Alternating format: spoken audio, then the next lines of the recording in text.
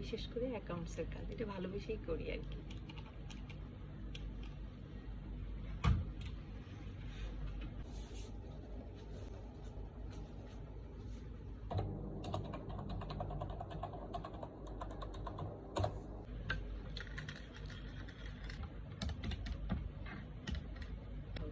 যে যত বেশি নিজেকে কাজের মধ্যে ব্যস্ত রাখতে পারবে সে তত বেশি সুস্থ থাকবে।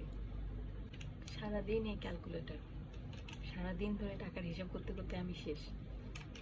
কত টাকা গেল, কত টাকা আসলো, কোথায় খরচ হচ্ছে, কি হচ্ছে, এই অ্যাকাউন্টস নিয়েই আমি আছি।